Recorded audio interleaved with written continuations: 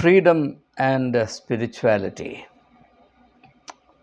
In other words, the crucial importance of freedom to being fully and beautifully human.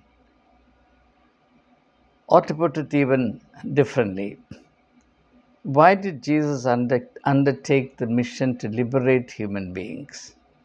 He said, I've come to set the captives free.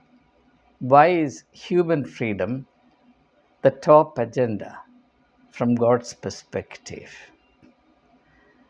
Now, all I propose to do in this video, to which I very gladly and gratefully welcome each one of you, is to read a particular section from a book to which I had the privilege of introducing you.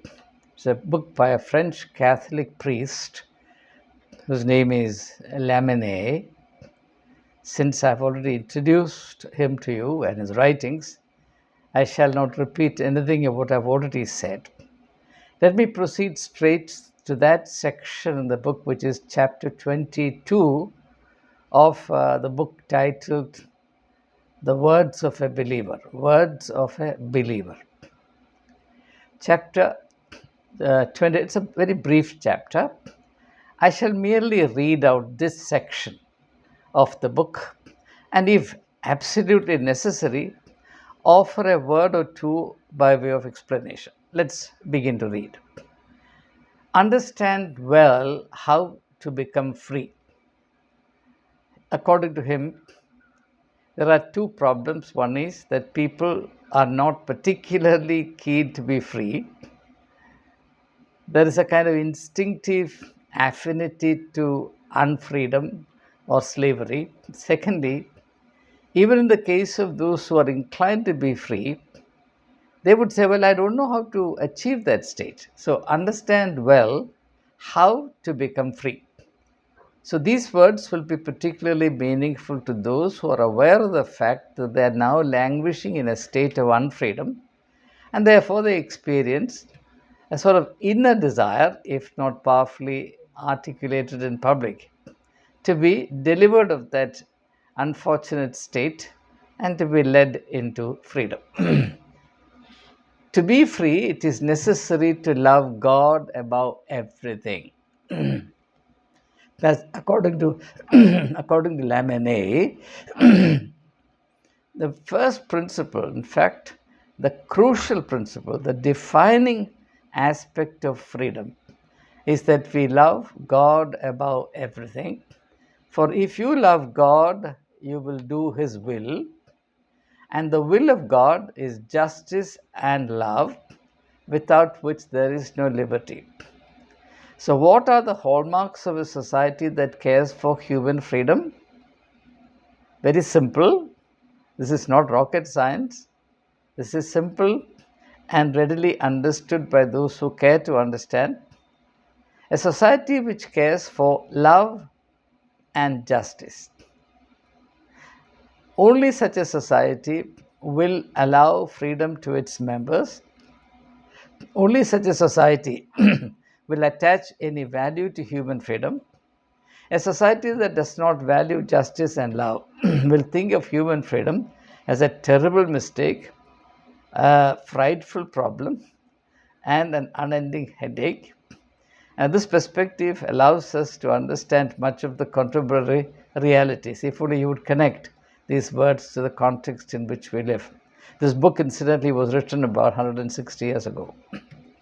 When by violence or by cunning one man takes that which belongs to another, when he attacks him in person, when in a lawful manner he hinders him from acting as he pleases, or when he forces him to act contrary to his wishes, when he violates his rights in any manner whatsoever, what is he? It is oppression. What is this? It is oppression and oppression, and therefore it destroys liberty. If you believe that you have a right to force your fellow human beings to live and act the way you want them to, then you are an agent of slavery, you are an enemy of human freedom. Grant to others the space that they need to be truly themselves. If each one loved himself and thought of himself alone, without coming to the aid of others, the poor man would often be obliged to steal that which belongs to others to support himself and his children. This statement will help us understand why Jesus said, "If anyone would come after me, he must deny himself." In other words, selfishness, self centeredness, megalomania, these are all inimical to freedom. The weak would be oppressed by the stronger, and he in turn by one stronger. The strong will oppress the weak, and the strong in turn will be oppressed by someone stronger than him. Oppression would reign everywhere. It is love, therefore, which preserves liberty. Love God above all things, that's a commandment. Love the Lord your God with all your heart, with all your soul, with all your mind, with all your strength.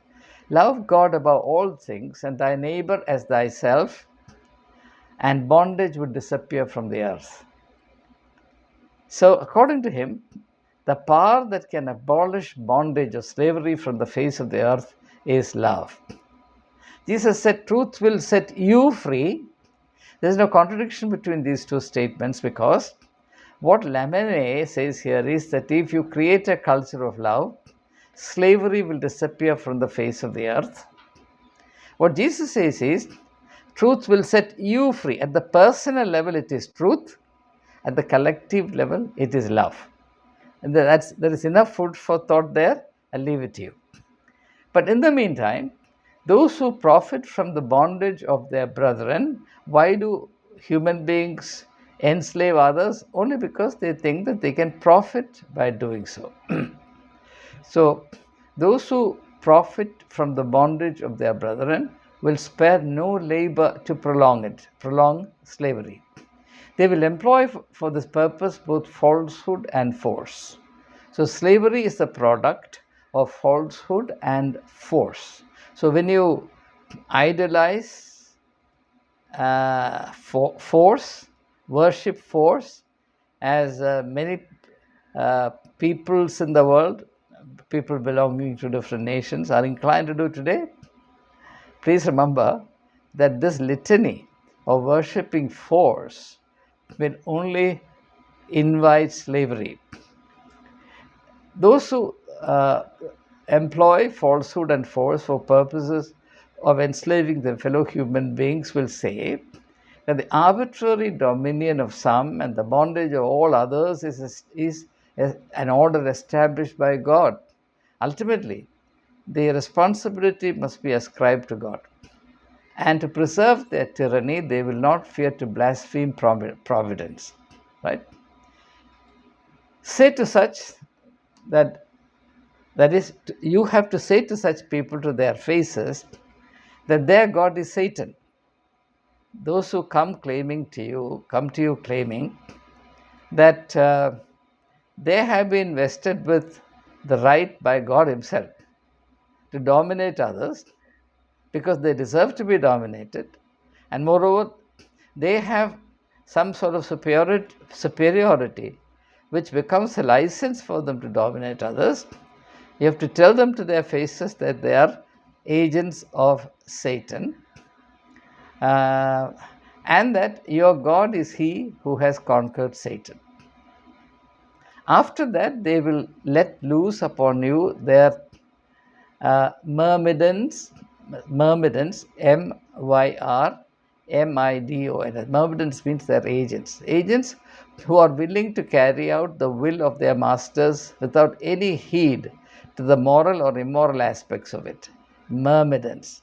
It's a very useful word. Henchmen, stooges, myrmid, M-Y-R-M-I-D-O-N, myrmidons.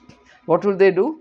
Once you tell them to their faces that they're agents of Satan, they will let loose their myrmidons, their stooges and their agents.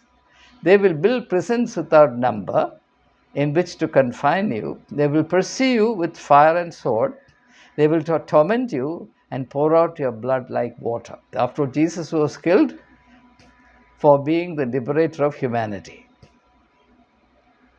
If then you be not resolute to content without ceasing, that is, without stopping, keep up your struggle incessantly, unendingly, be steadfast in the pursuit of your freedom, to support everything without flinching, never to be wearied and never to yield. Keep your fetters and renounce the liberty of which you are not worthy. We have to be worthy of the freedom that we want to exercise. And it's an important insight, both historically and spiritually valid, that a person or a people will get only that kind and extent of freedom that they actually merit. So we have to merit the freedom that we want to exercise. Liberty is like the kingdom of heaven. It suffers violence, and the violent take it by force. In this world, liberty belongs only to those who are strong and mighty, and they will use their strength and their capacity to use force to destroy the freedom of others, to dominate, enslave, and exploit them. But the violence which shall place you in the possession of liberty is not actually. I have to say that here the author uses the word violence not in a particularly accurate manner. In fact, the word he should have used here is not violence but force. But I don't blame the author Lamennais for it, because he wrote in the French language, and from the French it has been translated into English. Therefore, this is a mistake, I'm quite sure, committed by the translator. Translation is a very tricky business, and unless you are so alert and so sensitive to meanings, you will commit serious mistakes. And this, I'm sure, is a mistake. So I'm going to correct and read. But the force which shall place you in the possession of liberty is not the ferocious force of thieves and robbers, oppression, vengeance, and cruelty, but a will strong and inflexible, a courage calm and generous. So he says, both the destroyers of human liberty and uh, the claimers of human liberty both have to use force. But the kind of force that both parties use, or the kinds of force both parties use, will be different. One will be the opposite of the other. The most holy cause becomes this is extremely important. The most holy cause becomes most impious and execrable. Execrable means obnoxious, repugnant, hateful, detestable, when crime is employed to sustain it. Even if your goal is very sacred, very precious, very noble, if you use crime in order to realize it, then your action is condemnable, execrable, repugnant. The man of crime, from a slave, that is, a man who uses crime, may become a tyrant if he succeeds in shedding his fetters of slavery, but he will never become a free man.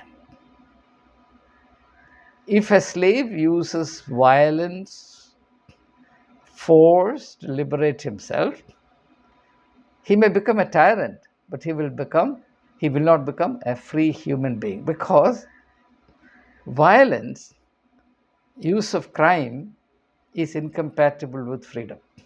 And this will enable you to understand why communal rights are politically very profitable. In communal rights, what happens is unsuspecting masses are trapped in the dark den of crime. They are given the license to practice crime. And when they practice crime, when they stab, kill, rape, burn people to death, they are caught in that kind of orgiastic pleasure in inflicting cruelty. At that time, they don't have the sense to realize that in doing so, they are trapped forever. Because the logic of crime operates at two levels. One, it corrupts and cripples your conscience and your inner felicity forever. It ruins your inner felicity forever. It takes such a huge toll on your humanity, and you have to live with the burden of it thereafter. You will be in a living hell thereafter. Secondly, insofar as you have yourself involved, or you have involved yourself in crimes, your handlers who actually led you into committing these crimes can always use that record of crime against you. And if you don't, for the rest of your life, do their will, they can always threaten you, saying, look, you have done this, you have done that, and now the law will take its course. And the people who have been trapped in the crippling logic of crime will never have the guts to say, okay, you do what you want. Irrespective of what you do to me, I will now hereafter go by my conscience. You can't do it. You will be trapped in slavery to these people who have led you into committing crimes for the rest of your life. So, crime plays a very important role in this kind of politics where people are led into perpetrating atrocities on their fellow human beings who have done no obvious harm to them. And that then becomes the logic for their lifelong slavery, and they live as per the mercy of those who have led them into this trap of crime. And I've had the occasion to study details regarding nearly 1,200 communal rights. I did a lot of research at some point. I wanted to write a book on communal rights. That was in the wake of the destruction of Babri Masjid in 1992. But for whatever reasons, I couldn't write that book. Partly because researching in this field was very, very emotionally draining, melancholic, depressing. So at some point, I abandoned the project. But I do understand the psychology behind communal rights.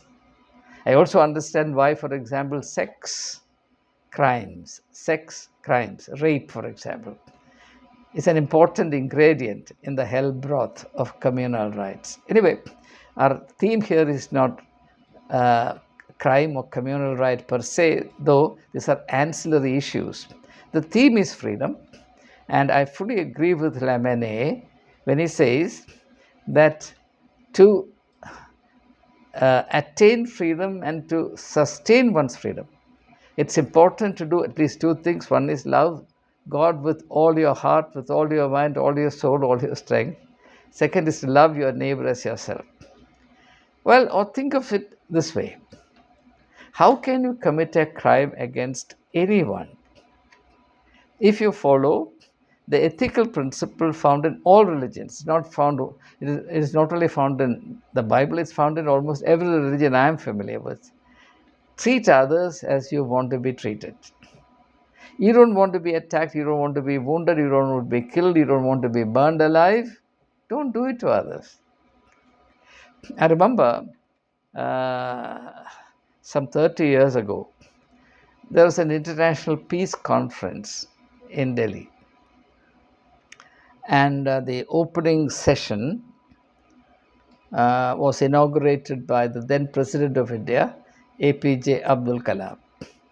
And I was the master of the ceremony for that session. So before I invited the Honorable President of India, for whom I had great affection and love, because I happened to know him even before he became the President of India, we together served on a committee constituted by the Chief Vigilance Commissioner. We were part of a 14-member committee appointed by the Chief Vigilance Commissioner. And we used to meet very often. We were very close in that sense. So now I forget the context in which Anyway, I lose the connection. I'm very sorry about this. There's a problem in freewheeling and not having even talking points written down. So, crime and I get the connection. So before I invited the president to address, in a very brief statement, I said that I know one formula by which wars all over the world can be permanently abolished. So suddenly people began to look at me as though I had gone mad or something, because what the greatest of thinkers for the last 3,000 years have cudgeled their brains about and have not devised a solution for. How can this puny little fellow, this insignificant chap, suddenly solve uh, in one sentence? So I said it's very simple. If globally we create the principle that those who decide to declare wars, they must fight.